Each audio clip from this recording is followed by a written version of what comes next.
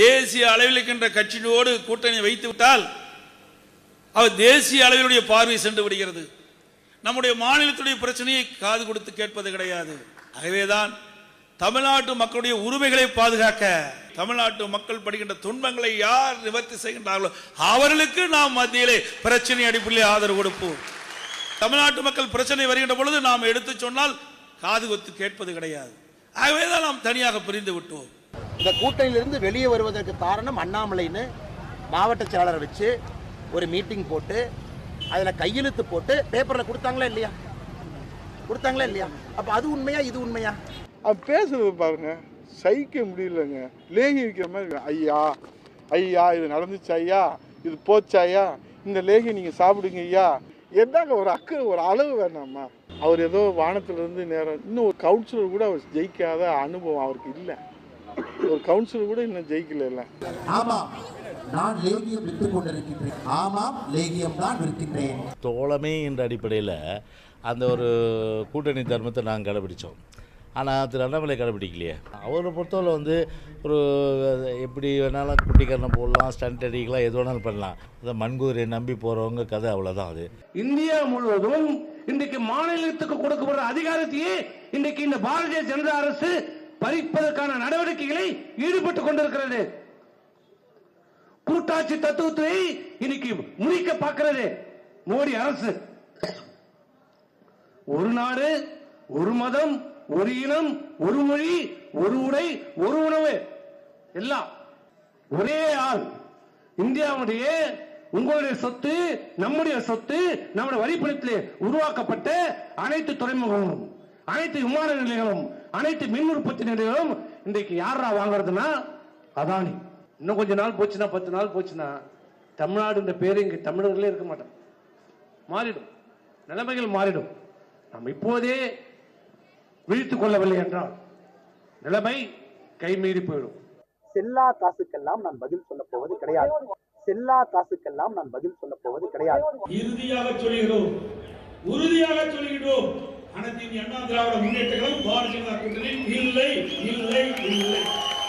அதே நேரத்தில் அனைத்து இந்திய அண்ணா திராவிட முன்னேற்ற கழகம் கூட்டணி அமைக்கவில்லை என்று சொல்கிறார். எந்த நேரத்தில் அமைக்க வேண்டுமோ அந்த நேரத்தில் சரியான நேரத்திலே அமைக்கும். நாங்கள் பாஜகவில் வெளியே வந்துட்டோம், பாஜகவை எதிர்க்கிறோம், ஒட்டுமில்லை உறவும் இல்லைன்னு சொல்கிற போது அவங்களுடைய நோக்கம் என்னவா இருக்குன்னா, இந்த பாஜக அவருடைய எதிர்க்கிற அந்த அணிகளுக்குள்ள அந்த ஓட்டை கொஞ்சம் பிரிப்பாங்களோ என்கிற சந்தேகம் இருக்குது. ஆனால் கருத்து கணிப்புலாம் பார்க்குற போது அவங்க கடந்த காலத்தில் வாங்கின வாக்குகளை விட இந்த வாட்டி சரிஞ்சு தான் இருக்கும். அப்படி சரிகிற போது கூட அது அந்த பாஜக எதிர்ப்பு வாக்குகளை பிரிஞ்சிடக்கூடாதுங்கிற நம்ம குறிவைத்து செயல்பட வேண்டியிருக்கு.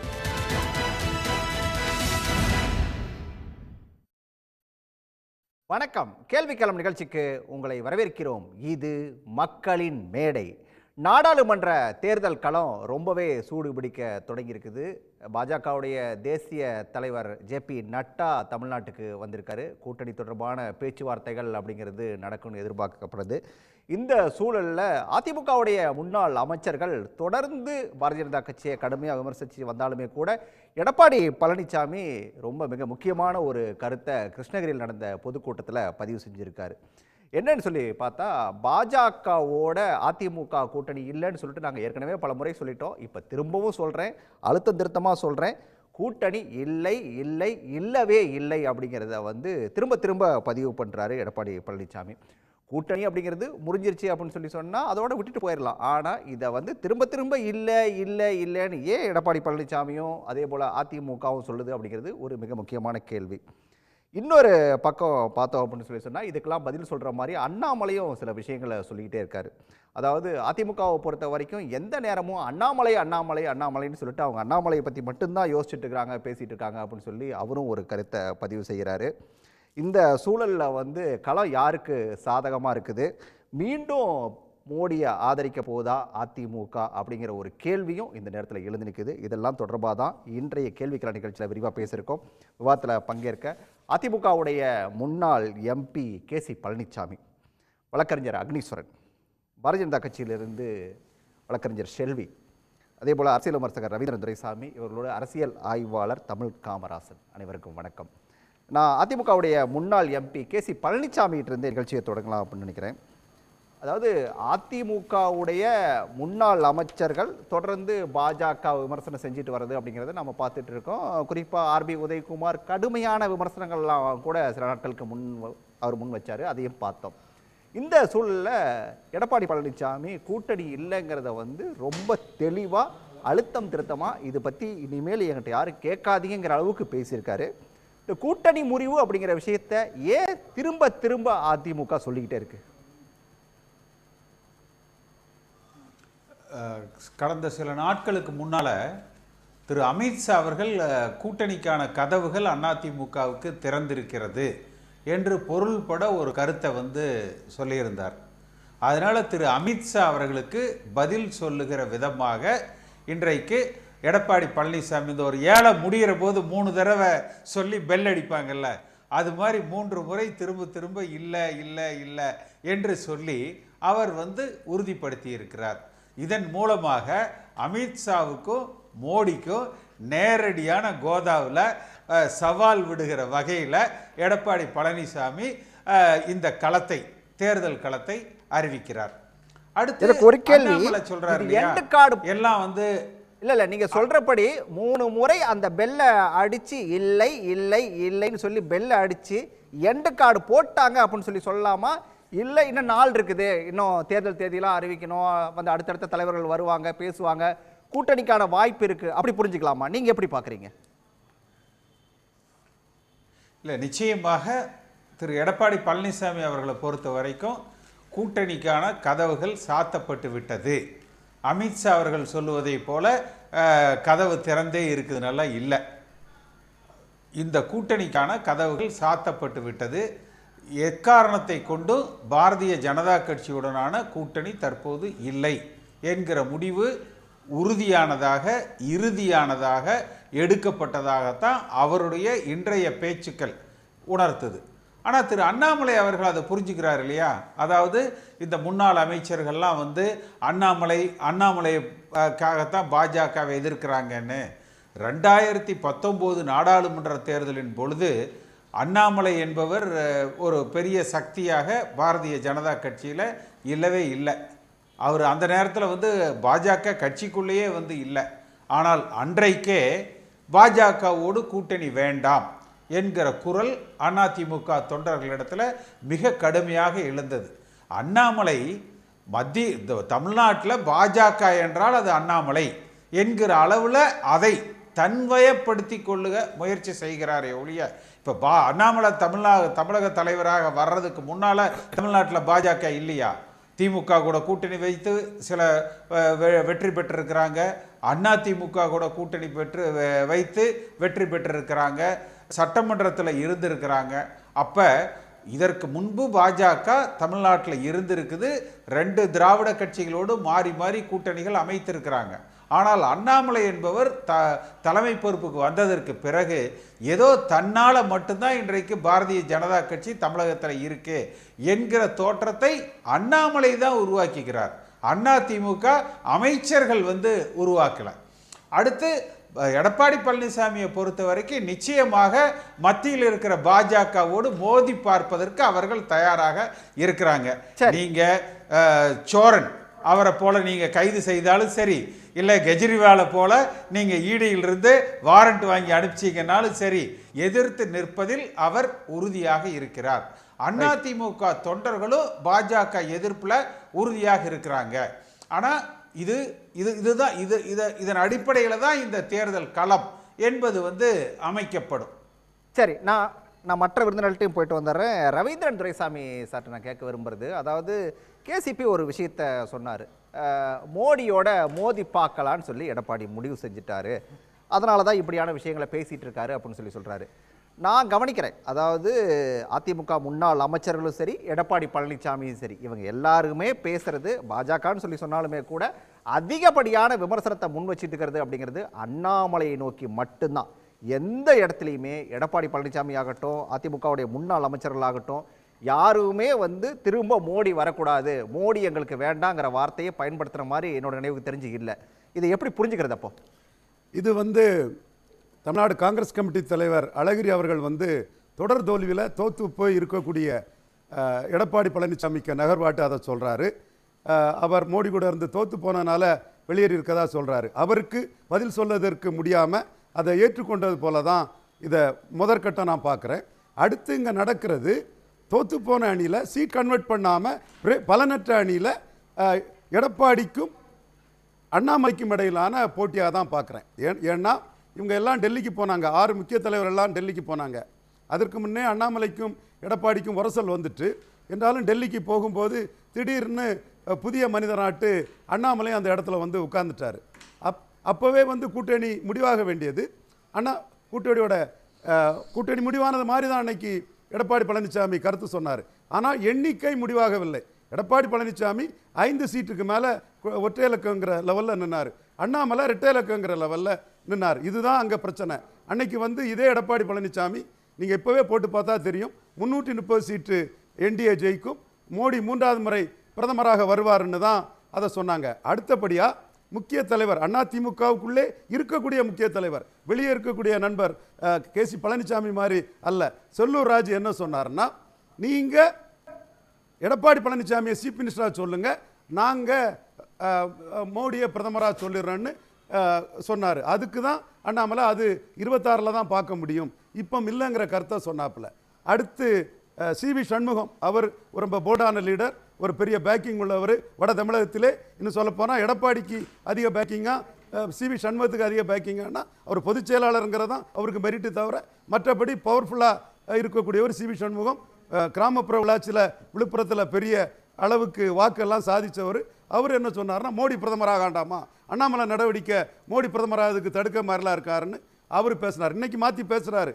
அதே மாதிரி தம்பி துறவினாலும் சரி, இவர் கேபி முனுசாமினாலும் சரி, மோடி உலக அளவுக்கு இந்தியாவை கொண்டு போயிட்டார் எல்லாமே சொன்னாங்க. எல்லாருக்கும் பிரச்சனை என்னென்னா, அண்ணாமலை தான் இவங்களுக்கு பிரச்சனை. கேசிபி சொன்னார் பிஜேபி அங்கேருந்துங்கிறது. பிஜேபி 2004 ஜெயலலிதா அம்மையார் கூட போய் சீரோவான கட்சி. இப்பவும் அதே நிலைப்பாட்டில் தான் இருக்காங்கன்னு நினைக்கிறீங்களா, இல்லை ஏதாவது மாறி இருக்காங்கன்னு நினைக்கிறீங்களா? அது யார், அதிமுகவா? அதிமுகவை பொறுத்த வரைக்கும் இப்பவும் சிக்கல் பிரச்சனை அண்ணாமலை கிட்ட மட்டும்தான் அப்படின்னு மட்டும்தான் பிரச்சனை, சீட்டு தான் பிரச்சனை. இனிமேல் இது வந்து தீர்வாகாதுங்கிற நிலைமையில எடப்பாடி பழனிசாமி வந்து ஒரு தெளிவான நிலைப்பாடு எடுத்தே போறாரு. அதில் கேசிபியோட அந்த கருத்தை நான் ஏற்றுக்கொள்கிறேன். ஏன்னா இனிமேல் வந்து ரெட்டேலுக்கு சீட்டு கொடுத்து பாஜக கூட வந்தால் எடப்பாடி பழனிசாமிக்கு லீடர்ஷிப் சுத்தமாக அடிபட்டு போகும். அதனால் அவர் அந்த முடிவை எடப்பாடி பழனிசாமி எடுக்க மாட்டாருங்கிற கேசிபியோட கருத்தை நான் ஏற்றுக்கொள்கிறேன். ஆனால் தகராறுங்கிறது அண்ணாமலை வர்சஸ் எடப்பாடி பழனிசாமி தான். சரி, ரைட். நான் இதை வந்து அக்னிட்டையும் கேட்டுருவோம். அக்னி, இப்போ வந்து பாஜகவோட உறவு இல்லை, கூட்டணி இல்லை அப்படின்னு சொல்லி சொன்னாலும், ஏன் வந்து நாங்கள் வந்து மோடி திரும்ப பிரதமராக வரதை நாங்கள் விரும்பலை அப்படின்னு சொல்லிட்டு வந்து பிரதமர் மோடி மேலேயோ அல்லது வந்து ஒன்றியத்தில் ஆளக்கூடிய பாஜக மேலேயோ அதிமுக எந்த விமர்சனத்தையும் முன்வைக்கல? உங்களுக்கு பிரச்சனை அப்படிங்கிறது வந்து அண்ணாமலையோட மட்டும்தானா? இல்லை, அண்ணாமலை அவர்களோட மட்டும்தான் பிரச்சனை அப்படின்னு கிடையாது. நம்ம வந்து 2014க்கு பிறகு தேர்தல் கூட்டணி வந்தபோது அப்போ அண்ணாமலை பாரதிய ஜனதா கட்சியினுடைய தலைவராகவே இல்லை. அப்போது சட்டமன்ற தேர்தல், நாடாளுமன்ற தேர்தல், உள்ளாட்சி தேர்தல் எல்லாம் தொடர்ந்து அதிமுக பாரதிய ஜனதாவுடன் கூட்டணி வச்சதனால தோல்வியை தழுவியது. 2014 ஆளுமை மிக்க செல்வி ஜெயலலிதா அவர்கள் இறந்தபோது திரு எடப்பாடி பழனிசாமி அவர்களும் கட்சிக்கு பொதுச் செயலாளர் வருவார்னு யாருக்கும் தெரியாது. அதே நேரத்தில் 45% 2014 வைத்திருந்த கட்சி, 10 ஆண்டு காலம் ஆட்சியில் ஆளுகிற கட்சியாக இருந்த கட்சி, இன்றைக்கும் இவ்வளவு தோல்வியை சந்தித்ததற்கு பிறகும், தோல்வி என்ன, அரசியல் வெற்றி தோல்வியெல்லாம் வேற, ஆனால் பாரதிய ஜனதாவுடன் கூட்டணி வைத்த காரணத்தினால் 3 அடுக்கில் தோல்வி பெற்றதற்கு பிறகும், ஆட்சியை இழந்ததற்கு பிறகு 34% அதிமுக இன்றைக்கு வாக்கு சதவீதத்தை வைத்திருக்கிறது. ஒன்று, இப்போ நாம வந்து ஒரு இடம் வாங்கி ஒரு வீடு கட்டி அல்லது லோன் போட்டோ அல்லது சொந்த காசை வச்சா வாங்குறது வேற. நான் வந்து உங்க வீட்டில் வாடகைக்கு இருந்துட்டு, ராஜா சார் இது என் வீடு நீங்க வெளியேறுங்கன்னு சொன்னா எப்படி? அப்போ இவர்கள் என்னன்னு கேட்டீங்கன்னா, இந்த தாமஸ் ஹாப்ஸ் லாக் ரூசோ அப்படின்றது சோசியல் கான்ட்ராக்ட் அப்படின்றத ஒரு ஜனநாயகத்துக்கு முக்கிய கூறுகள் என்னன்றது சொன்னாங்க. அதையெல்லாம் இப்ப சொன்னா பிடிக்காது. சமுதாய ஒப்பந்தம்னு ரூசோ ஒரு புத்தகத்தை எழுதினாரு. அதுல ஒப்பந்தம்னா என்னன்னு கேட்டீங்கன்னா, ஒரு மக்கள், ஒரு அரசாட்சி, அரசுக்கான திட்டங்கள், அதைத்தான் சொல்லியிருக்கிறாரு. ஆனா இங்க என்னன்னு கேட்டீங்கன்னா, இது அரசியல்ல கூட்டணியே ஒரு ஒப்பந்தமா இவங்க நினைச்சுக்கிட்டாங்க. அதிமுக செல்வி ஜெயலலிதா இறந்துட்டாங்க, ஆக 34% இவ்வளவு ஆன்டி இன்கம்பன்சி என்று சொல்லக்கூடிய எதிர்மறை வாக்குகள் வந்ததற்கு பிறகும் இப்ப 34% எடுக்கிறாங்களே, நாம ஏன் கூட்டணி வச்சு அதை நம்ம பக்கம் திசை திருப்ப முடியாதா அப்படின்னு கேட்கிறாங்க. வாடகைக்கு போய் அந்த வீடை சொந்தமாக்கக்கூடியது கூட்டணி என்பது இது ஒன்று சமுதாய ஒப்பந்தம். ஒரு தாமஸ் ஆப்ஸ்லாக் ரூசோ காலத்திலிருந்து வர்றது கிடையாது.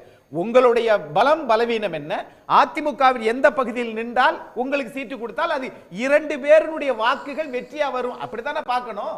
ஆனா இவங்க என்ன நினைக்கிறாங்கன்னா, இல்ல எங்களால் தான் உங்களது 4.5 ஆண்டு காலம் இது அப்படின்னா 122 சட்டமன்ற உறுப்பினர்கள் அதிமுக காரங்க தானே இங்க பெரும்பான்மை நிரூபிச்சு அந்த ஆட்சி நடந்துச்சு. இவங்களை பொறுத்தளவுல ஒரு அப்பா இறந்துட்டாருன்னா அண்ணன் தம்பி இருக்கிறாங்க அப்படின்னா அவங்களுக்கு சொத்தே 3 தான் இருந்திருக்கு. ஒரே ஒரு மாடு, ஒரு தென்னை மரம், ஒரு போர்வை தான் இருந்திருக்கிறார் இறந்து போன அந்த அப்பாவுக்கு. அண்ணன் வந்து கொஞ்சம் விவரமானவர் என்ன பண்றாருன்னா தம்பிகிட்ட சொல்லி, தம்பி விவரம் இல்லாதவர் நினைச்சுக்கிட்டு, எப்பா மாடு இருக்கு இல்லையா, நம்ம எல்லாரும் பிரிச்சுக்கிருவோம், நீயும் நானும் பிரிச்சுக்கிருவோம், மாடினுடைய முன்பகுதி தம்பிக்கு, பின்பகுதி அண்ணனுக்கு, தென்னை மரத்தினுடைய கீழ்ப்பகுதி தம்பிக்கு, மேல் பகுதி அண்ணனுக்கு, போர்வைய பகல் பூரா தம்பி வச்சுக்கிறணும், நைட்டு குளிரும் போது அண்ணன் எடுத்துக்கிருவாப்ல. ஒரு கூட்டணி இன்னைக்கு இப்படித்தான் நடந்துட்டு இருக்கு, எல்லா கட்சியிலே தான் நடக்குது. இதுல அண்ணன் யாருங்க? அது தேர்தலில் தெரிஞ்சு போயிடும். இப்ப என்னன்னு கேட்டீங்கன்னா, நாம சொன்னா மறைமுகமா இப்ப இந்த அண்ணன் நீங்க குறிப்பிடுறது பாஜகவை தான் சொல்றீங்க. இது எதுக்கு நான் சுத்தி வளைச்சு பேசுறேன்? நான் இப்படி சொல்றேனே, நான் சுத்தி வளைக்காம பேசுறேன். ஒரு அரசியல்ல நீங்க வந்து ஒரு தாற்பயம், ஒரு கொள்கை எல்லாம் இருக்கு. இது ஒண்ணு அடிதடி கொலா சண்டை கிடையாது, குடிமை பிடிச்சு அடிக்கிற சண்டை கிடையாது. இது செல்லா காசா செல்லுகிற காசா? திரு நரேந்திர மோடி அவர்கள் வந்ததற்கு பிறகு நோட்டே செல்லாம போச்சு, காசு எப்படி செல்லும்? அப்ப காசெல்லாம் செல்லா காசெல்லாம் இப்ப நாட்டுல வேல்யூவே இல்ல. ஆகையினால நீங்க இனிமேலுக்கு அடுத்து ஒண்ணு உங்களை கேட்கிறேன், நீங்க வந்து அண்ணாமலை விமர்சனம் பண்ற அளவுக்கோ நீங்க ஏன் வந்து மோடியை பத்தி பேசவே மாட்டேங்கிறீங்க யாரும்? நான் இன்னொன்னு கேட்கிறேன், திரு அண்ணாமலை அவர்கள் நாட்டுல பாரதிய ஜனதா கட்சிக்கு தலைவரானது எப்போ? 9 வருஷம் பணியாற்றியது வேற, அது அவருடைய தனிப்பட்ட இது. கேட்கிறேன், அண்ணாவை பற்றி பேசுவதற்கு அந்த காலத்தில் இவர் என்ன இருந்தாரு, என்ன படிச்சாரு, என்ன ஆய்வு பண்ணிருக்காரு? கூட்டணி இல்லன்னு வந்து எடப்பாடி சொல்லிட்டார்ல சார். இல்லவே இல்லைன்னு தெளிவா சொல்லிட்டார்ல. கதவு திறந்திருக்கு, ஜன்னல் திறந்திருக்குன்னு சொல்லி பாஜக அவங்க கூப்பிடுவாங்க சார், அவங்க கூப்பிடுவாங்க சார், பெரிய கட்சி, நீங்க பெரிய கட்சி. ஆனால் ஒரு தீர்க்கமான முடிவை இன்றைக்கு கூட மாண்புமிகு எதிர்க்கட்சி தலைவர் திரும்ப சொல்லுகிறார். என்ன?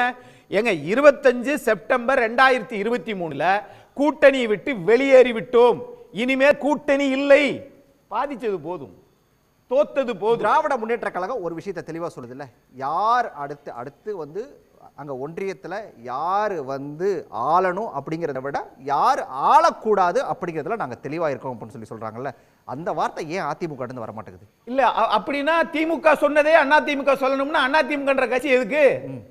இப்ப இங்க பாஜக எதிர்ப்புல நீங்களும் உறுதியா இருக்கீங்க, திமுக உறுதியா இருக்குது. ஆனா காங்கிரஸ் விட்டு வெளியேறிட்டு, ஆனா திமுக காட்டுற எதிர்ப்பு பாஜக காங்கிரஸ் அதிமுக காட்டலங்கிறத பிரச்சனை. நீங்க இவ்வளவு சொல்றீங்களா சார்? கூடா நட்பு கேடாய் முடியும் சொல்லிட்டு எல்லா வேலையும் முடிச்சிட்டு 17 ஆண்டு காலம் மத்தியில் அங்கம் வைத்தீங்க, எங்க இருந்து விபி அந்த சொல்றதெல்லாம் தமிழ்நாட்டுல காங்கிரஸ் தூக்கி பிடிக்கிறது திமுக தானே. நீங்க சொல்றதெல்லாம் பழைய கதை. இப்ப நான் பிரசன்ட் இத பேசிட்டு இருக்கேன். பழைய கதை கிடையாது, இது வந்து அவங்க உண்மை. சரி, இப்ப நான் என்ன கேக்குறேன்னா, நீங்களே கூடா நட்பு கேடாய் முடியும் சொல்லதே தூக்கி தலையில வச்சு அடுத்த நாங்க பிரதமர் கொண்டு வருகிற போது இங்க மாநிலத்தில் ஒரு திமுக, அதற்கு ஆப்போசிட்ல இருக்கிறது அதிமுக. அப்போ இங்க 40 நாடாளுமன்ற தொகுதி தான் இருக்குது. இப்ப நமக்கு 120 இருந்துச்சுன்னா போபா எந்த தேசிய கட்சி கூட்டணி வைக்கின்ற அவசியம் இல்ல. இதுதான் இன்னைக்கு இருக்கக்கூடிய நிலைப்பாடு. மாநிலத்தில் இருக்கக்கூடிய திமுக காங்கிரஸை தூக்கி சமக்கிறது, மாநிலத்தில் இருக்கக்கூடிய அதிமுக பாரதிய ஜனதாவை தூக்கி சமக்க வேண்டிய அவசியம் இல்லை. காரணம், அது தன் காலில் நிற்கக்கூடிய சக்தி உள்ளது அப்படின்னு நிரூபிச்சிருக்கிறாங்க. சரி, ஓகே. உடனுக்குடன் செய்திகளை தெரிந்து கொள்ள சன் நியூஸ் பெல் ஐகானை கிளிக் பண்ணுங்க.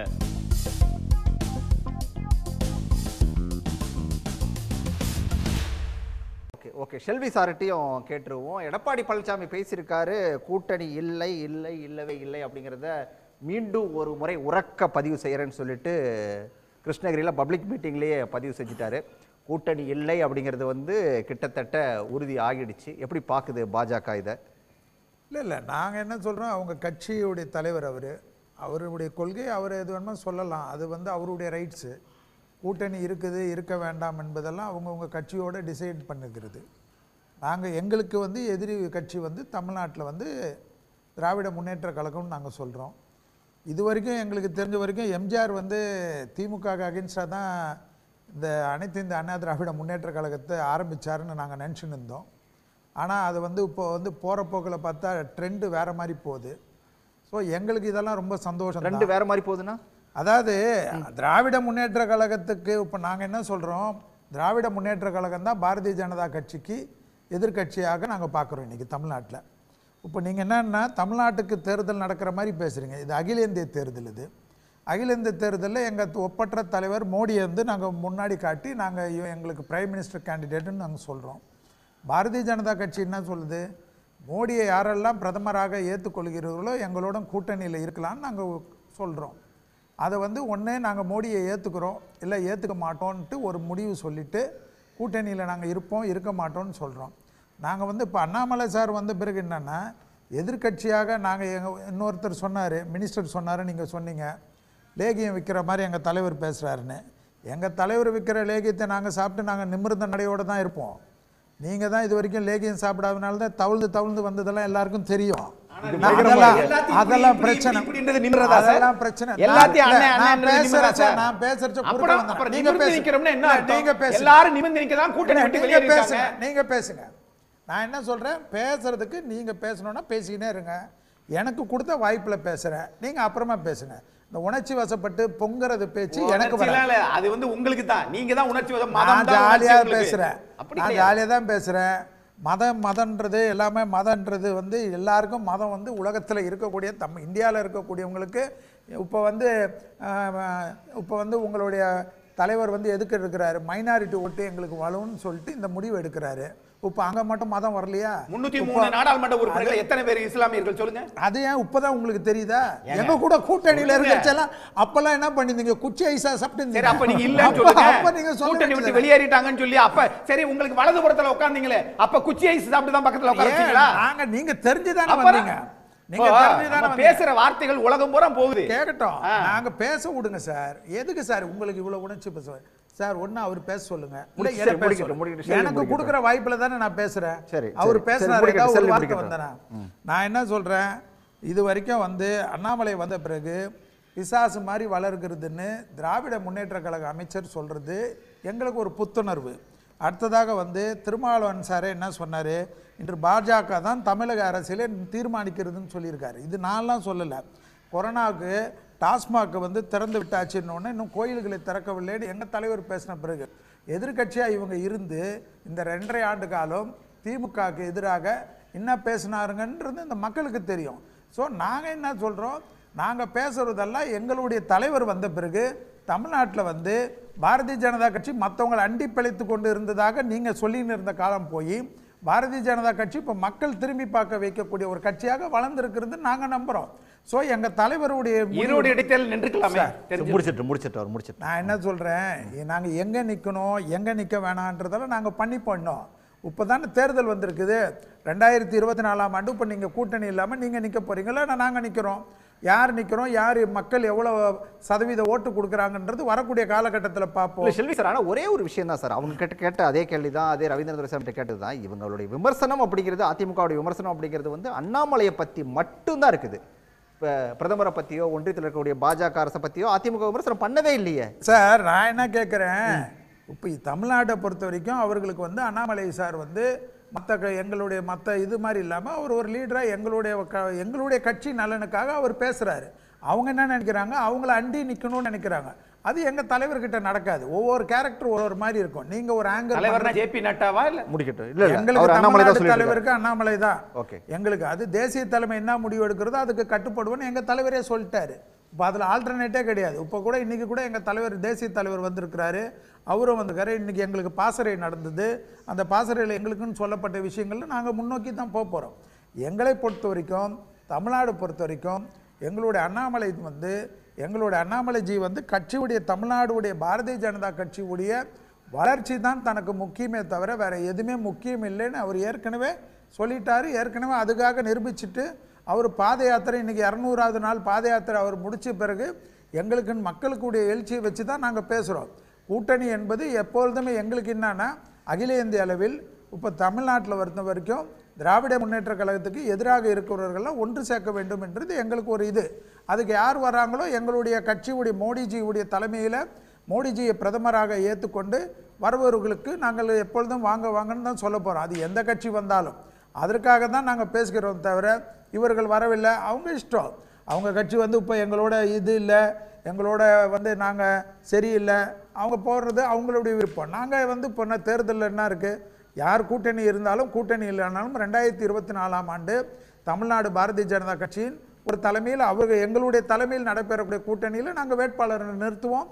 மக்கள் என்ன கொடுக்குறாரோ அதை ஏற்றுக்கிறதுல நாங்கள் சந்தோஷமா இருக்கோம். இது ஒரு மாதிரி விரக்தியில் பேசுகிற மாதிரி விரக்தி இல்லை, நான் கிளீனாக தான் பேசுகிறேன். இப்போ என்ன பிரச்சனைனா நாங்கள் அதாவது இவ்வளோ நாள் இருந்துட்டு இப்போ திடீர் புனிதர்களான மாதிரி பேசுறது தான் வேடிக்கையாக இருக்குது. இல்லை அக்னி ஒரு மாதிரி போல்ட் அடிக்கிற தேவையே இல்லைன்றாரு. நீங்கள் நாங்கள் தேவையே இல்லைன்னு தானே சொல்கிறோம். எங்களுக்கு என்ன சொல்கிறேன், எங்களுக்கு வேண்டி எங்களுடைய தலைமை வரட்டும். இல்லை ஒரே ஒரு விஷயம் தான் நான் கேட்குறது, எங்கள் தலைமையில் எங்களுடைய மோடிஜி தலைமையை ஏற்றுக்கொண்டு வருபவர்களை மட்டும்தான் நாங்கள் சேர்ப்போம்னு எங்கள் அண்ணாமலைஜி சொல்லிட்டார். அந்த ஸ்டாண்ட்லேருந்து நாங்கள் மாற மாட்டோம்ன்றது கிளீனாக இருக்கிறோம்.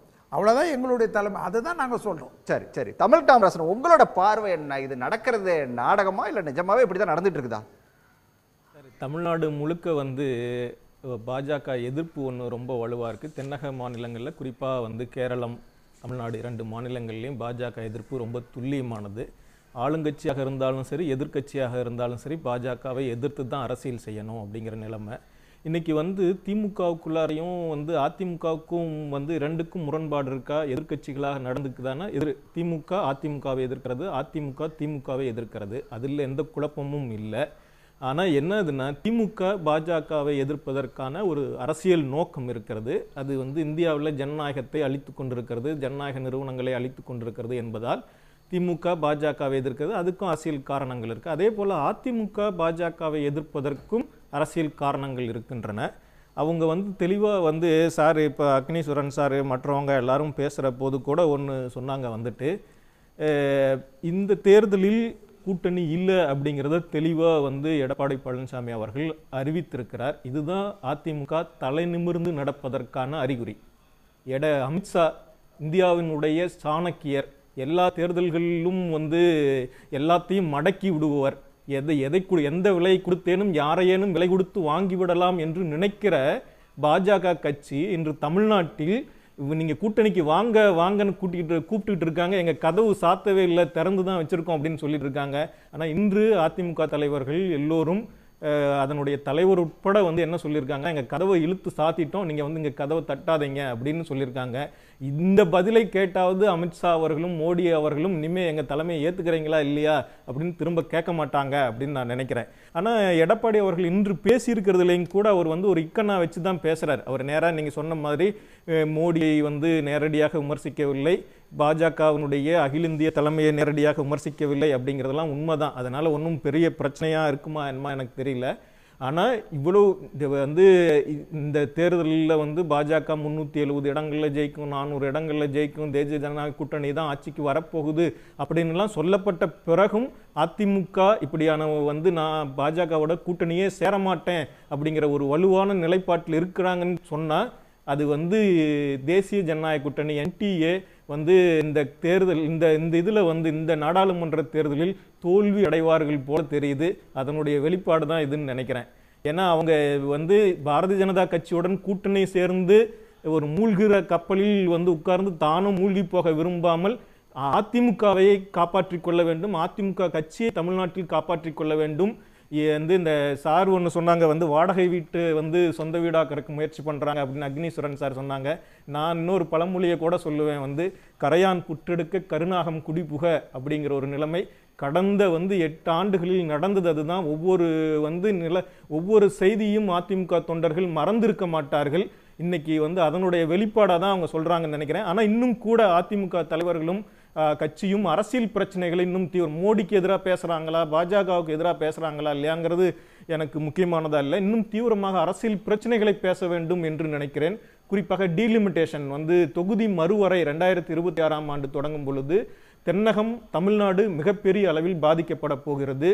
அதே போல நிதி பங்கீட்டில் நாம் பாதிக்கப்பட போகிறோம். இந்த பிரச்சனைகளுக்கு எதிராக அதிமுகவும் திமுகவும் வேறுபட்டிருந்தாலும் கூட தமிழ்நாட்டு நலன் என்கிற பிரச்சனையில் பாஜகவை எதிர்த்து 2 பேரும் வெளிப்படையாக தெள்ள தெளிவாக பேச வேண்டும்.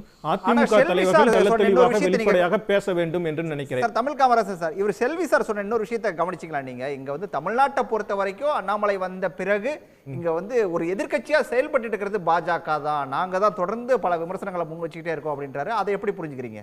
இந்த வடிவேலு ஒரு படத்துல நானும் ரவுடி தான் என்னையும் ஏத்திக்கிட்டு போங்க அப்படின்னு சொல்லுவாரு பாருங்க, அந்த மாதிரி தான் அண்ணாமலை அவர்கள் வந்து நானும் எதிர்க்கட்சி தலைவர் அப்படின்னு சொல்லி கொண்டிருக்கிறார். பாஜக தமிழ்நாட்டில் இன்னைக்கு கருத்து கணிப்புகளில் வந்திருக்கிற அளவுக்கு கூட அவங்க வாக்கு விகிதங்கள் பெறுவார்களா என்பது தெரியாது. அது வந்து ஒரு விருப்ப வெளிப்பாடு தான். நாங்கள் வந்து அடுத்த நிலைக்கு வந்து கொண்டிருக்கிறோம், பல இடங்கள்ல அதிமுகவையும் தாண்டி நாங்கள் 2வது நிலையை பெறுவோம் அப்படிங்கிறதெல்லாம் அவங்களுடைய விருப்ப வெளிப்பாடு தான். கவலை இல்லை, பிரதமர் மோடியை முன்னிறுத்தி நாங்கள் தேர்தலை சந்திப்போம் அப்படிங்கிறது தான் அவரோட வாதமா இருந்துச்சு. அதையும் கூட கேட்டிருப்பீங்க.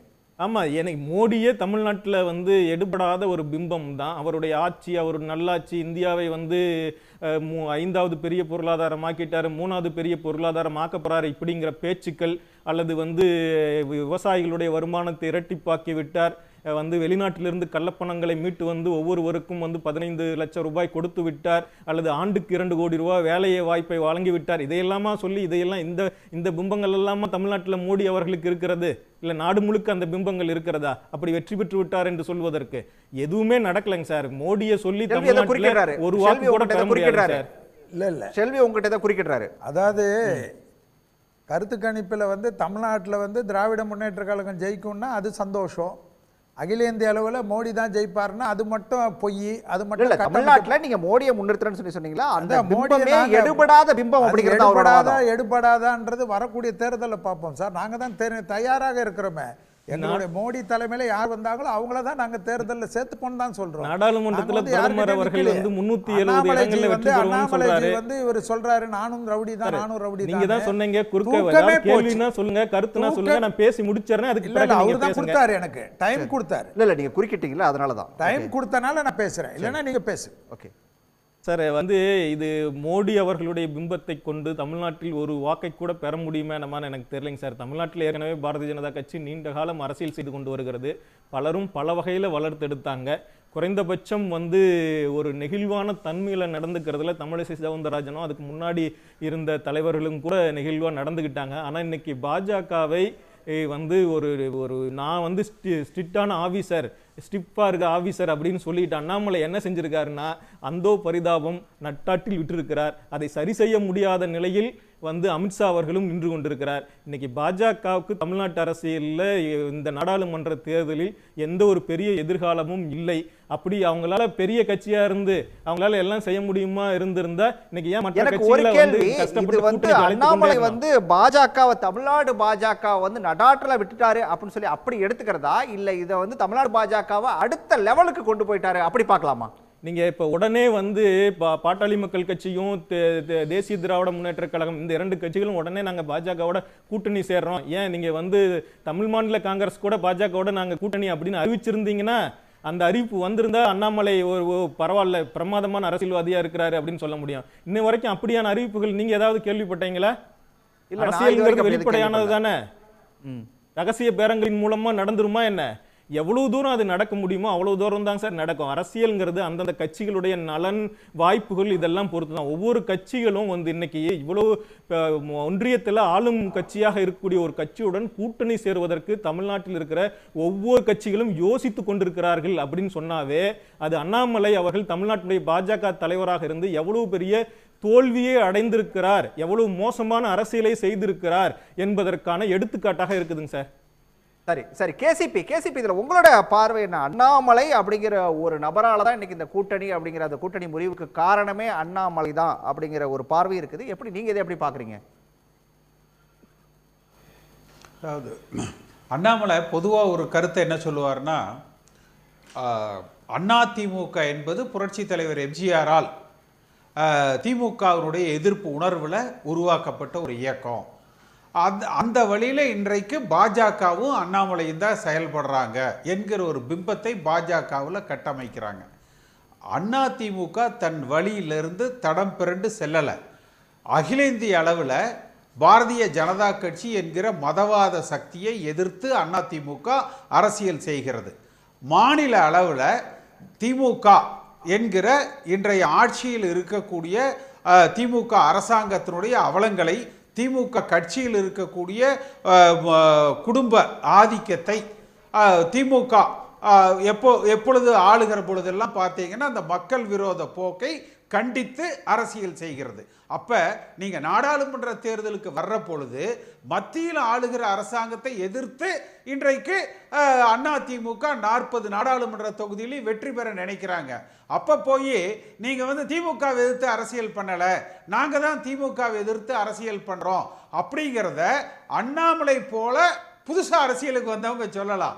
ஆனா செல்வி அவர்கள்லாம் பார்த்தீங்கன்னா ஒரு தமிழ்நாட்டில் எல்லோராலும் நன்கு அறியப்பட்டவர், மதிக்கப்பட்டவர். அவர் அண்ணாமலை கருத்தை அப்படியே தொடரக்கூடாது. ஒன்று. ரெண்டாவது பார்த்தீங்கன்னா எடப்பாடி பழனிசாமி மிக தெளிவாக சொல்லிட்டார் இன்னைக்கு. அதாவது மத்தியில் யார் ஆட்சி அமைக்கிறார்களோ அந்த ஆட்சிக்கு இஷ்யூ பேஸ்டு சப்போர்ட், அதாவது பிரச்சனைகளின் அடிப்படையில் ஆதரவு கொடுக்கப்படும். ஏன்னா நீங்க திருப்பி அண்ணாமலை என்ன சொல்றாருன்னா, யாரெல்லாம் மோடியை ஆதரிக்கிறீங்களோ எல்லாம் வாங்க.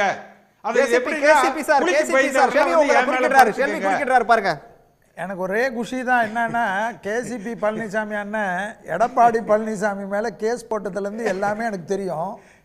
ஆனா இன்னைக்கு எடப்பாடி பழனிசாமி சாருக்கு கேசிபி அண்ணன் தான் நிற்க வேண்டிய நிலைமை இருக்குதுன்றது தான் எனக்கு என்ன பொறுத்த வரைக்கும் ஒரு சந்தோஷம்.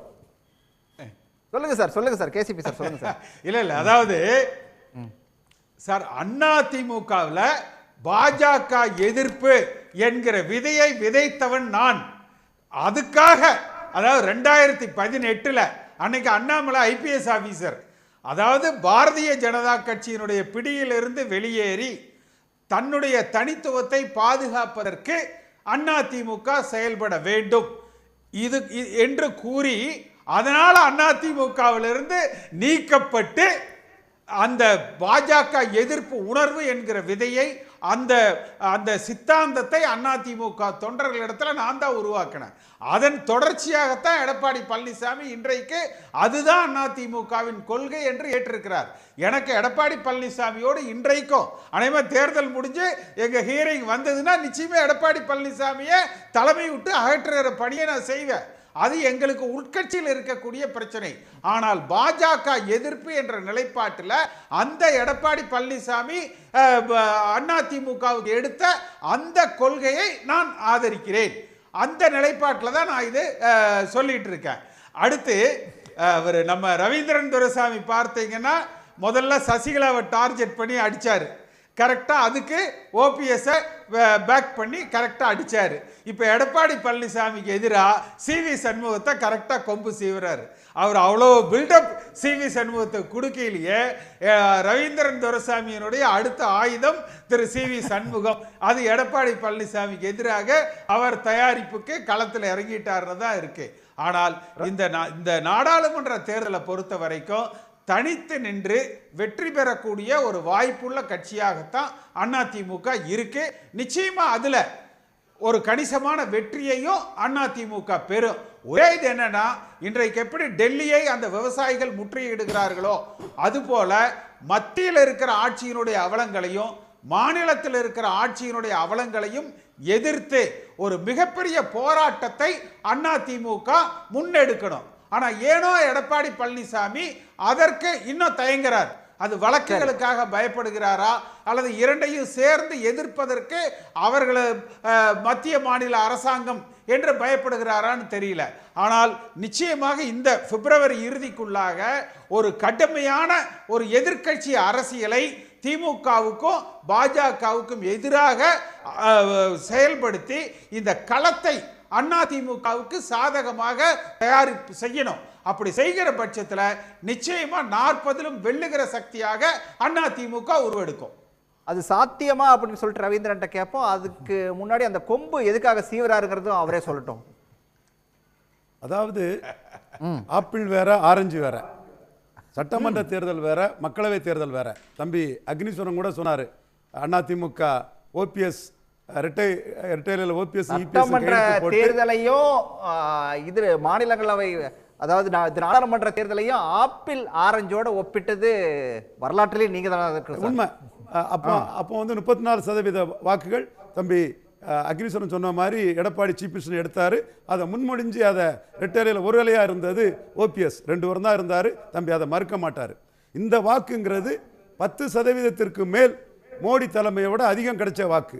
இந்தியாவிலே இந்த சாதனையை படைச்சது எடப்பாடி பழனிசாமி தான். அக்னீஸ்வரன் சொன்ன கருத்தை நான் ஏற்றுக்கிறேன். ஆனால் இப்போ நடக்கிறது மக்களவை தேர்தல். மக்களவை தேர்தல்னா இங்கே ப்ரோ மோடி ஆன்டி மோடி. அரசியல் ஆய்வாளர் தம்பி காமராசன் சொன்னது மாதிரி இங்கே மோடி எதிர்ப்பு இங்கே அதிகம். ஜெயலலிதா அம்மையாரே மோடியா லேடியான்னு கேட்டு தான் 45% வாக்கள் எடுத்தாங்க. அந்த 45% வாக்கில் 2019ஆம் ஆண்டு இபிஎஸ் ஓபிஎஸ் ஒரு வேலையில் இபிஎஸ் ஒரு வேலையில் ஓபிஎஸ் இருந்து 2 படத்தையும் போட்டு அவங்க மோடி தலைமைக்கு எவ்வளவு கான்ட்ரிபியூட் பண்ண முடிஞ்சுன்னா 20% தான் கான்ட்ரிபியூட் பண்ண முடிஞ்சது. ஒரு 13% மோடி வேண்டாம் ராகுல் வேண்டாம்னு மீதி ராகுல் ஸ்டாலினுக்கே போயிட்டு. ஆக இங்கே மோடி எதிர்ப்புங்கிறது அதிகம் தான் ஒத்துக்கிறோம். ஆனால் இந்த 20% இபிஎஸ் ஓபிஎஸ் கேட்லிஸ் போல்ஸாக கான்ட்ரிபியூட் பண்ண 20% வாக்கில் பெரும் பகுதி ஓபிஎஸ் இரட்டை தலைமையில் ஒருவராட்டு ஒரு முக்கியத்துவத்தை கொடுத்து பிஜேபி களம் அமைக்கும் போது கண்டிப்பாக பெரும் பகுதி வந்து மோடி தலைமைக்கு நிற்கும். ஏன்னா இது மோடி தலைமையை ஏற்று வந்த ஜெயலலிதா அம்மையாரின் காமன் சிவில் கோடு வேணுங்கிறத ஏற்றுக்கொண்ட வாக்குகள், இந்தியாவில் ராமர் கோயில் கட்டாமல் வேறு எங்கு ராமர் கோயில் கட்டுவார்கள் என்று கேட்ட வாக்குகள், அந்த வாக்குகள் தான் இங்கே வந்தது. ஸோ மோடி தலைமைக்கு இங்கு எதிர்ப்பு அதிகம் இருந்தாலும் ஒரு ஆதரவு வளையம் இருக்கிறது. இந்த இடத்துக்குள்ள எடப்பாடி பழனிசாமி உத்தரப்பிரதேச காங்கிரஸ் மாதிரி வலமும் போகாம இடமும் போகாம நடுவில் போயிட்டு இருக்காருங்கிறத தான் நான் பார்க்குறேன். கேசிபி அவரோட எண்ண ஓட்டம் பாஜக எதிர்ப்பு வந்ததுங்கிறத நான் மறுக்க வரல. அவர் பாஜக எதிர்ப்பாளராக தான் இருக்கிறாரு. அதனால தான் அந்த கட்சியில் நீக்கப்பட்டாருங்கிறதும் உண்மைதான். ஆனால் பாஜகவுக்கு ஆதரவாகவும் அதிமுக ஜெயலலிதா அபிமானிகளில் ஒரு பகுதி இருக்கிறாங்க. அந்த பகுதி ஓபிஎஸ் கேட்டலிஸ்ட் போல்ஸாக பயன்படுத்தி மோடி தலைமைக்கு கண்டிப்பாக வரும். அதைத்தான் அண்ணாமலையும் தெளிவாக சமயத்தில் ஒரு பத்திரிகை பேட்டியில் ஓபிஎஸோட டொமைனில் அவங்களோட டெரிட்டரியில் அவங்களுக்குள்ள உரிய முக்கியத்துவம் கொடுத்து அணி அமைக்கப்படும் சொல்லியிருக்கிறாரு. இதை பொறுத்திருந்து பாருங்க. உங்க கிளைம் என்ன வேணாலும் வச்சுக்கிங்க, அதில் நான் மறுக்க விரும்பல. மீண்டும் ஈரோடு கிழக்குல சொல்லும் போது ஈரோடு கிழக்கில் கடும் போட்டி இருக்குன்னு சொல்லும் போது நாம தான் தெளிவான ரிசல்ட் எங்க சொன்னோம். அதையும் அது திண்டுக்கல்லில் தோத்து போன கட்சியில் உள்ள பிளவுங்கிறதுன்னு சொன்னோம். இப்பவும் தொடர் தோல்வியில் உதயசூரியன் முன்னால் நிற்க முடியாமல் சுட்டு எரிக்கப்பட்ட ரெட்டையில தான் களத்தில் இருக்குங்கிறத பழைய எம்ஜிஆர் காலத்திலே பின்னாடி கூட எம்ஜிஆர் வச்சிருக்காரு கேசிபி. வாழ்த்துக்கள். அந்த பிரிசனரா பாஸ்டா இருக்கக்கூடிய சகோதரருக்கு சொல்லிக்கொள்ள விரும்புகிறேன். கேசிபி பதில் சுருக்கமா சார். எம்ஜிஆர் காலத்திலேயே அந்த சூரியனை சுட்டெரித்தது எங்கள் இரட்டை இலை அப்படிங்கிறது தான் சார் அந்த இரட்டை இலையினுடைய அடையாளமே. எனக்கு ரவீந்திரன் துரைசாமி அவர்கள் ஒரே ஒரு விளக்கத்தை சொல்லணும். நிச்சயமா பாரதிய ஜனதா கட்சி சற்று வளர்ந்திருக்குது தமிழ்நாட்டில். அது 10 ஆண்டு கால மோடி அவர்களது ஆட்சியாலா இல்ல 2 ஆண்டு கால அண்ணாமலை என்கிற தலைவராலா? வளர்ச்சி என்பது நிச்சயமா நல்ல கேள்வி பதில வாங்கிடுவோம். நிச்சயமா மோடி லீடர்ஷிப் தான். மோடிக்கு ஒரு வேல்யூ அடிஷன் ஆட்டு அண்ணாமலை நிற்கிறாரு, தமிழிசை பொன்னாரோட பெற்றா இருக்கிறாரு. அதுக்காக நாம இதை தாண்டி சொல்ல வேண்டிய அவசியம் இல்லை. மோடி லீடர்ஷிப் தான் மெயின். அண்ணாமலை மோடிக்கு ஒரு வேல்யூ அடிஷனா இருக்கிறாரு. மற்ற தலைவரோட ஒரு பிரசிடென்ட்ங்க தாண்டி லீடரா கட்சி அவரை முன்னிறுத்துது. அதனால அவரை வச்சு கட்சியை வளர்க்க முடியும்னு நினைக்கிறாங்க. காதா கொம்பான்னா கொம்பு தான் ரெண்டாவது வருது, காது முதல்ல வருது. அண்ணாமலைங்கிற கொம்பை வச்சு முட்ட முடியும்னு மோடி அமித்ஷாவும் நினைக்கிறாங்க. பொறுத்திருந்து பாருங்க. ரவீந்திரன் துரைசாமி சொன்ன விஷயங்களை எப்படி அக்னீஸ்வரன் பாக்குறீங்க? இன்னொன்னு மோடி மோடி பிரதமராகிறதுக்கு தமிழ்நாட்டில் பாஜக தலைமையில் ஒரு மெகா கூட்டணி அமையும் அப்படின்னு சொல்லி ஓபிஎஸ் கூட சொல்லிருக்காரு. அதை எப்படி பாக்குறது? திரு ஓபிஎஸ் அவர்கள் முன்னாள் முதலமைச்சர். ஆனால் இப்போ அது ஓபிஎஸ் அவர்கள் சொல்லுகிறார் நாங்கள் தான் வந்து பிரதமரை மோடி அவர்களை கொண்டு வருவோம் அப்படின்னு. ஆனால் உங்களை ஏன் G20 மாநாட்டுக்கு கூப்பிடலை? திரு பிரகலாத் ஜோஷி ஏன் இது பண்ணலை? அப்போது நீங்கள் வந்து ஒரு அலையா விருந்தாளியாக, அதே மாதிரி திரு CT ரவி அவர்கள் பாஜகவினுடைய மேலிட பார்வையாளர், நாங்கள் வந்து அதிமுக என்ற நிறுவனத்துடன் தான் கூட்டணின்னு சொன்னாங்களே. இப்போ பாரதிய ஜனதாவுடன் திரு ஓபிஎஸ் அவர்கள் சேருவது நிறுவனமா அல்லது அவர்களுடைய ஆசையை நிறுவுவதற்கு உரிய திட்டம்? எடப்பாடி இல்லைன்னு சொல்லிட்டாரு, தெளிவா கூட்டணி இல்லைன்ட்டாரு. இவர் வந்து ஓபிஎஸ் வந்து பாஜக தலைமையில் ஒரு மெகா கூட்டணி அப்படின்றாரு. அப்ப யாரெல்லாம் இருப்பாங்க அந்த கூட்டணியில? சார் அது யாராரு மெகா கூட்டணி அப்படின்னா ஒரு 5-6 கட்சிகள் அது இருக்கணும்ல, அதான மெகா கூட்டணி. அதாவது சார் நீங்க மத்தியில இருக்கலாம், ஆனா தமிழ்நாட்டை பொறுத்தல குறைந்தபட்சம் வந்து நீங்க 25% வாக்குகளாவது வச்சிருக்கணும் சார். அவங்க கூட நம்பி போனா தான் நமக்கு இதாகும். வெறும் இடத்த வாங்கி பிரச்சனை இல்லை, ஒரு கிணறு இருந்தா தான் ஏதாவது பயிரிட முடியும். அது மாதிரி தான் இவங்களுக்கு எதுவுமே இல்லாத போது சார் நீங்க பாருங்க 1967 முன்னாடி காங்கிரஸ் பேர் இயக்கத்தை எவ்வளவு பெரிய கட்சி, அதை வீழ்த்தியதற்கு பேரறிஞர் அண்ணாவினுடைய அந்த நாவன்மையும் தமிழ் பற்றும் தான். ஆமா எந்த இதுலயும் வந்து அநாகரிகமான வார்த்தையை அவர் பேசியதில்லை, அவதூறான வார்த்தைகளை பேசியதில்லை. அதனால் மக்கள் திராவிட கட்சியை முதல் ஆட்சி அரியணைக்கு கொண்டு வந்தாங்க. ஆனா இன்னைக்கு அப்படி கிடையாது. இதுக்கு முன்னாடி திரு எல் முருகன் வழக்கறிஞராக இருந்தார், இன்னைக்கு மத்திய அமைச்சராக இருந்தார். இவர் போன்ற பேச்சுக்களை அவர் பயன்படுத்தியதே இல்லை. அது மாதிரி ஆளுநராக இருக்கிறார் திரு சிபி ராதாகிருஷ்ணன் அவர்கள், அதே மாதிரி தமிழிசை சவுந்தரராஜன் இருக்கிறார். இது போன்ற இந்த செல்லா காசு, நான் வந்து காவடி தூக்க மாட்டோம், இது போன்ற அரசியலில் பயன்படுத்தக்கூடாத. ஒருவேளை தேர்தல் நேரத்தில் அதிமுகவோட கூட்டணி வேணும் அப்படிங்கிறதுனால தலைவரை மாத்திட்டாங்க அப்படின்னு சொல்லி சொன்னா எல்லாம் சமாதானம் ஆயிடும். அப்போ அதாவது உடஞ்ச கண்ணாடி ஒரு உருவத்தை காட்டாது. நீங்க பேரறிஞர் அண்ணாவை பத்தி குறை சொல்லுவீங்க, புரட்சி தலைவர் எம்ஜிஆர் சொல்லுவீங்க, செல்வி ஜெயலலிதா அம்மாவை பத்தி குறை சொல்லுவீங்க. அந்த கட்சி திரும்பி போனா அப்ப எழுதிய எழுத்து நான் கூட பேசிட்டு நாளைக்கு பேசலாம் தப்பிச்சிருவேன், ஆனா சன் டிவி வீடியோ கிளிப்பை போடுமே. அது மாதிரி எழுதிய தீர்மானம் இருக்கல அதிமுக போட்ட தீர்மானம், அந்த தீர்மானத்தில் மாண்புமிகு எதிர்க்கட்சி தலைவர் எடப்பாடி பழனிசாமி அவர்கள் இருக்கும் வரை, இது போன்ற தொண்டர்கள் நிறைய பேர் இருக்கும் வரை அதிமுக என்ற ஒரு இயக்கத்தை காவடி கொடுப்பதற்காக பாஜக நினைக்குது. அது ஒரு காலமா நடக்காது. சரி, இந்த விவாதம் தொடர்பா நேயர்கள் முன்னாடி ஒரு கேள்வி வச்சிருந்தோம், என்ன சொல்றாங்க அப்படின்னு சொல்லி பார்த்துட்டு நம்ம தொடர்ந்து விவாதிக்கலாம். பாஜகவோட கூட்டணி இல்லை அப்படின்னு சொல்லி அதிமுகவுடைய பொதுச் செயலாளர் எடப்பாடி பழனிசாமி மீண்டும் விளக்கம் அளிச்சிருக்கிறது. அப்படிங்கிறது வந்து பாஜக எதிர்ப்பு வாக்குக்காக அப்படின்னு ஒரு ஆப்ஷன் முன் வச்சிருந்தோம். இது வந்து 66% பேரும், பாஜக ரகசிய உறவு என்ற விமர்சனத்துக்கான பதில் அப்படின்னு சொல்லிட்டு 22% பேரும், அதே போல் இது இந்த கூட்டணிக்குள்ளே இருக்கக்கூடிய குழப்பத்தை மறைக்கிறதுக்கு அப்படின்னு சொல்லி 12% பேர் சொல்லியிருக்காங்க. பாஜகவுடைய எதிர்ப்பு வாக்குக்காக தான் எடப்பாடி பழனிசாமி இப்படி வந்து விளக்கம் கொடுத்துருக்காரு அப்படின்னு சொல்லி தான் 66% பேர் சொல்லியிருக்காங்க. செல்வி, எப்படி பார்க்குறீங்க இதை? அதாவது எதிர்ப்பு வாக்கு நாங்கள் தான் ஏற்கனவே சொன்னேன், மைனாரிட்டி ஓட்டு நமக்கு வரும்ன்றதில் அவங்க நம்புகிறாரு. அவர் நம்பிக்கைக்கு நல்வாழ்த்துக்கள், அதில் ஒன்றும் நாங்கள் குறை சொல்லலை. நாங்கள் 2014 எலெக்ஷன் தேர்தலுக்கு ஒரு வாரத்துக்கு முன்னாடி தான் நாங்கள் ஒரு மெகா கூட்டணி போட்டோம். மெகா கூட்டணி போட்டு பாரதிய ஜனதா கட்சி தலைமையில் 18% வாக்கு அந்த காலத்தில் 2014 எடுத்தோம், 10 வருஷத்துக்கு முன்னாடி. இப்போ 10 வருஷம் கடந்து எங்களுடைய வளர்ச்சி, மோடிஜியுடைய திட்டங்கள் எல்லாம் நாங்கள் மக்கள்கிட்ட கொண்டு சென்றிருக்கிறோம். அப்புறமா தமிழ்நாட்டில் வந்து இப்போ அண்ணாமலை வந்திருக்கிற பிறகு ஏற்பட்டிருக்கக்கூடிய எழுச்சி வந்து எல்லாருமே மனசாட்சி இல்லாமல் வேணும்னா பேசலாமே தவிர, தூக்கத்தில் கூட அரசியல்வாதிகளுக்கு வந்து அண்ணாமலைன்றது தான் ஒரு ஜபம் மாதிரி ஆயிடுச்சு. இப்போ அதனால் அதனுடைய வளர்ச்சி நாங்கள் அறுவடை கண்டிப்பாக இந்த தேர்தலில் பண்ணுவோம். 14 சொல்லக்கூடிய அந்த மெகா கூட்டணி அப்படிங்கிறது தமிழ்நாட்டுல யாரோட அமைக்க போறீங்க? கிணறே இல்லன்றாரே, தோட்டம் வாங்கி வச்சிட்டு இருக்கீங்க, கிணறு இல்லன்றாரே. அது இருக்கட்டுங்க, அவரு சொல்லட்டும். நான் என்ன கேட்குறேன், அவங்க எல்லா காவடியும் தூக்கி டெல்லிக்கு தூக்கிட்டு போயிட்டு அண்ணாமலையை மாற்றணும்னு எல்லா காவடியும் தூக்குனாங்க. டெல்லியில் அதெல்லாம் வந்து எந்த காவடிக்கும் வந்து செவி சாய்க்கலன்றதுனால அந்த ஆதங்கத்தில் பேசுகிறாங்க. ஏன்னா டெல்லி தேர்ந்தெடுத்த ஒரே எங்களுடைய தலைவர் வந்து டெல்லி தேர்ந்தெடுத்திருக்கு. டெல்லி தேர்ந்தெடுத்து அவருடைய திறமையை பார்த்து தான் இந்த இடத்துல கொடுத்துருக்கு.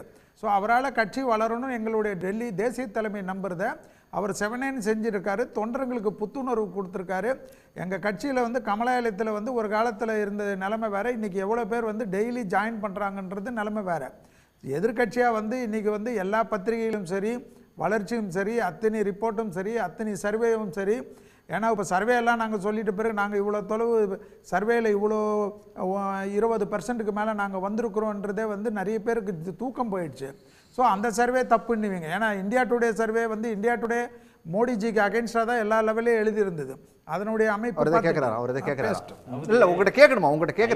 அதாவது sir Times of India, India today போட்ட கருத்துக்கள் எத்தனையோ பொய்யா போயிருக்கு. 2014 என்ன எழுதுனாங்க, 2011 என்ன போட்டாங்க, அதெல்லாம் வேற சார். கருத்து கணிப்பெல்லாம் இல்லை, இப்ப திணிப்பு தான் நடக்குது. மக்கள் தான் கருத்தை சொல்லணும். இன்னொன்னு வந்து இப்ப காவடி தூக்குறாங்க அப்படின்றாங்க, அப்படிலாம் கிடையாது. அப்படி பார்த்தா நான் சொல்லவா, நீங்க அமெரிக்காவுக்கு காவடி தூக்குறீங்கன்னு சொன்னா நீங்க ஒத்துக்கிறீங்களா? அரசியல் கட்சியை சொல்லக்கூடாது சார், அப்படிலாம் ஒரு அரசியல் கட்சியை சொல்லவே கூடாது. அண்ணன் ரவீந்திரன் துரைசாமி அவர்கள் சொல்லுவது என்னன்னா, பாதி பேர் அதிமுகக்குள்ள பாதி பேர் பாஜக ஆதரவாளர்கள். பாஜக ஆதரவாளர். இது எந்த ஊர்ல கண்டுபிடிப்புன்னு தெரியல. அப்படி ஆதரவா இருந்தா நீங்க இந்த எழுச்சிமிகு மாநாடு மதுரையில் நடத்தும் போது வேண்டாம் வேண்டாம் அப்படின்னு சொல்லி ஏன் கோஷம் போட்டாங்க? பாஜக விட்டு வெளியேறுவோம்னு சொல்லி தானே சொன்னாங்க. அது ஒண்ணா. இன்னொன்னு இவங்க நினைக்கிறது என்னன்னா, அவதூறு அரசியலாலேயே மத பிரச்சாரத்தாலேயே நீங்க என்ன, நீங்க எய்ம்ஸ் மருத்துவமனை சொன்னீங்க, செஞ்சிட்டீங்களா? சரி, அவர் முடிச்சிட்டோம். அதாவது குறுக்கிட்டீங்க, அவர் முடிச்சிட்டோம். பாவம் விரக்தியின் விளிம்புல புலம்புறாரு, அதை பத்தி கவலை கிடையாது. அண்ணாமலை தான் புலம்பிட்டு இருக்காரு, ஆட்சிக்கு வந்துடணும், நான் தான் முதலமைச்சர்னு. ஒரு தமிழராக அண்ணாமலையை நான் பார்க்கிறேன். ஆனால் அவர் இருக்கும் வரை பாஜக ஆட்சிக்கே வராது. இப்படி அவதூறா பேசி அவர்தான் வந்து இதே நிகழ்ச்சி 2024 மே மாசத்துக்கு அப்புறமா தேர்தல் முடிச்ச உடனே ஒரு டிபேட் வைங்க, நாங்க இங்க வந்து உட்கார்றோம், அதை பத்தி எங்களுக்கு ஒன்றும் பிரச்சனை இல்லை, யார் உட்கார்றாங்க யார் காணாத போறாங்கன்னு பார்ப்போம். நாங்கள் என்ன சொல்கிறோம், அகில இந்திய அளவுக்கு நடக்கக்கூடிய தேர்தல் இது தமிழ்நாட்டு தேர்தலாக இருந்தால் தான் நாங்கள் வருத்தப்படணும். அகில இந்திய அளவுக்கு தேர்தலில் வந்து எங்கள் மோடிஜி தலைமையில் திருப்பி மீண்டும் வந்து நேருவுடைய ஈக்குவலாக 3வது முறையாக மோடிஜி வருவார். அதுக்கு தமிழ்நாட்டில் வந்து கேள்வி அண்ணாமலை தலைமையில் எங்களுக்கு வந்து தமிழ்நாட்டில் வந்து பாரதிய ஜனதா கட்சிக்கு வந்து தமிழ்நாட்டுடைய தலைவர் அண்ணாமலை, எங்களுடைய தலைமையில் கீழே எங்களுக்குன்னு ஒரு மெகா கூட்டணியை நாங்கள் தேர்தல் காலத்தில் 2024 மாநிலவை மக்களவை தேர்தலுக்கு நாங்கள் கண்டிப்பாக ஒரு பெரிய போட்டி போடுவோம். அதுல நாங்க வந்து தமிழ் காமராசன் இந்த விஷயங்களை எப்படி எடுத்துக்கிறீங்க? அதாவது வந்து இப்போ வந்து நடக்க போறது நாடாளுமன்ற தேர்தல், இது தமிழ்நாட்டுக்கான தேர்தல் இல்லை, நாங்க வந்து திரும்பவும் மோடி அப்படிங்கிறது தான் டார்கெட்டா இருக்கும், இங்க ஒரு கூட்டணியும் அமையும் அப்படிங்கிறாரு. இது எப்படி தமிழ்நாடே மோடி எதிர்ப்பு அலையில வந்து இருக்கிறதுனால தான் வந்து எடப்பாடி அவர்களும் மோடி எதிர்ப்பை பேச போவார். ஒருவேளை இந்த நாடாளுமன்ற தேர்தலில் பாஜக தோல்வி அடைந்து விட்டால் மோடி எதிர்ப்பை அவரும் பேசுவார். ஆனால் வந்து எடப்பாடி இன்னைக்கு பேசியிருக்கிறதுல ஒரு வார்த்தையை அடுத்ததாக சேர்த்திருக்கார், உரிய நேரத்தில் உரிய கூட்டணியை அமைப்போம் அப்படின்னு சொல்லியிருக்கார். அதுக்கு என்ன பொருள் அப்படிங்கிறது தேர்தல் முடிந்த பிறகுதான் தெரியும். எடப்பாடி அவர்கள் ஹேமந்த் சோரன் போலவோ அரவிந்த் கெஜ்ரிவால் போலவோ இல்லை. ஹேமந்த் சோரன் வந்து அவர் வெளிப்படையாக அறிவிச்சிருக்காரு, நாங்கள் உங்கள் தொண்டை குழியில் மாட்டிய மீன், உங்களை வந்து முடிவுக்கு கொண்டு வராமல் விடமாட்டோம் அப்படின்னு பாஜகவுக்கு ஒரு எச்சரிக்கையை விடுத்திருக்கிறார். அதுபோல ஒரு எச்சரிக்கையை அவர் விடுக்கலை. அதே நேரத்தில் நாங்கள் பாஜக கூட இருக்கிறோம் அப்படின்னு அவர் சொல்லலை. ஏன்னு சொன்னால் வெற்றி இன்னைக்கு அக்னீஸ்வரன் சார் பேசுனது போல வந்து கேசிபி அவர்கள் பேசுனது போல இந்த மாதிரி வந்து பாஜக எதிர்ப்பு அப்படிங்கிறது வந்து வெறும் தமிழ்நாட்டில் மட்டும் இல்லை, அதிமுக கட்சிக்குள்ளாரையே பாஜக எதிர்ப்பு உணர்வு ஒன்று தான் ஆழமாக இருக்குது. எப்படி நம்ம கட்சியை இப்படி சீரழிச்சிட்டாங்க, இப்படி தலைவர்களை பிளந்தாங்க, அவங்கள கூட்டணி சேர்த்தாங்க, இவங்களை கூட்டணி சேர்த்தாங்க, எப்படியாவது அதிமுகவை இல்லாமல் செய்துவிட்டு பாஜக ஒரு கட்சியை ஆயிர முடியுமா, இப்படி இன்னொரு கட்சியை அழித்து ஒரு வந்து இப்படி நாடகங்கள்லாம் நடத்தி செஞ்சிட முடியுமா, இப்படியான ஒரு நிலைமை இருந்ததுனால தான் அதிமுக தொண்டர்கள் இந்த கூட்டணியே வேண்டான்னு சொல்றாங்க. அந்த குரலை வந்து சரி வெளிப்படையாக பேச முடியாட்டி கூட போகுது, மோடி எதிர்ப்பை பேச முடியாட்டி கூட போகுது, ஆனால் பாஜகவை எதிர்ப்பை ஏதோ ஒரு வகையில் வெளிப்படுத்தி தமிழ்நாடு பாஜக எவ்வளவு மோசமாக நடந்துக்குது அப்படின்லாம் சொல்லி எடப்பாடி அவர்கள் இன்னைக்கு வெளியில் வந்திருக்காரு. அது நிச்சயமாக ஒரு தொடர்வாருன்னு தான் எனக்கு என்னமோ நினைக்கிறேன். அவருடைய நோக்கம் இந்த நாடாளுமன்ற தேர்தலில் வெற்றி அல்ல, அவருடைய நோக்கம் வாக்கு விகிதம், தன்னை ஒரு எதிர்க்கட்சியாக நிலைநிறுத்திக் கொள்வதற்கான நோக்கம் வந்து அவருக்கு வலுவா இருக்குது அப்படின்னு தான் எனக்கு தோணுது. இதன் மூலமாகத்தான் தங்களுடைய கட்சியை காப்பாற்றிக் கொள்ள முடியும். இல்லையானால் பாஜக வந்து கரையான் புற்றெடுக்க கருநாகம் குடி புகுந்தது போல இன்னைக்கு அதிமுக கிட்ட இருந்து 10 தொகுதி 12 தொகுதி வாங்கிட்டு கூட இந்த வாக்கு விகிதங்கள் எல்லாம் பாஜக தலையில எழுதி கொள்ளும். நாங்க தான் அடுத்த சட்டமன்ற தேர்தலில் எங்களுக்கு இன்னும் வந்து 60 சீட்டு கொடுங்க 70 சீட்டு கொடுங்கன்னு வந்து உருட்டிக்கிட்டு இருப்பாங்க. அப்படிங்கிறதுனால தான் அந்த கணக்கை முடித்து வைப்பதற்காக தான் இன்னைக்கு வந்து பாஜகவுக்கு தமிழ்நாட்டில் என்ன செல்வாக்கு இருக்கிறது அப்படிங்கிறது வெளிப்படையா இந்த தேர்தலில் தெரிந்துவிட போகிறது. யாராவது அவங்க கூட கூட்டணிக்கு போவாங்களா அப்படிங்கிறதும் இன்னும் 2 வாரத்தில் தெரிந்துவிட போகிறது. கூட்டணிக்கு போன பிறகு நாடாளுமன்ற தேர்தலில் என்ன வாக்கு விகிதம் பெற போகிறார்கள் அப்படிங்கிறதும் தெரிந்துவிட போகிறது. இறுதியாக வந்து இந்த கருத்து கணிப்புகள் பொதுவாக பாஜக ஜெயிக்கும் அப்படின்னு சொல்றாங்க தமிழ்நாட்டில். சரி, தமிழ்நாட்டில் ஏன் பாஜக ஜெயிக்குன்னு சொல்லல, டைம்ஸ் நவோ இல்ல வந்து இந்தியா டுடேவோ போன்ற இவங்க நடத்தின தமிழ்நாட்டில் பாஜக ஜெயிக்காது அப்படிங்கிறது உலகத்துக்கே தெரிந்து விட்டதனால தான் ஏதாவது கொஞ்சம் அதிகபட்சமா வாக்கு விகிதம் வாங்குவாங்க, 10% 20% பல இடங்களில் வாக்கு வாங்குவாங்க அப்படிங்கிற சந்தோஷத்தை அவர்களுக்கு கொடுத்திருக்கிறாங்களே தவிர வெற்றி பெறுவாங்க அப்படிங்கிற சந்தோஷத்தை கொடுக்கல. அதுக்கு மேல அதுல எதுவும் அர்த்தம் இருக்கிற மாதிரி எனக்கு தெரியல. நன்றி விவாதத்தில் பங்கேற்ற அனைவருக்கும் நன்றி. மீண்டும் ஒரு நிகழ்ச்சியில் சந்திக்கலாம் நேயர்களே. நன்றி, வணக்கம். உடனுக்குடன் செய்திகளை தெரிந்து கொள்ள சன் நியூஸ் பெல் ஐகானை கிளிக் பண்ணுங்க.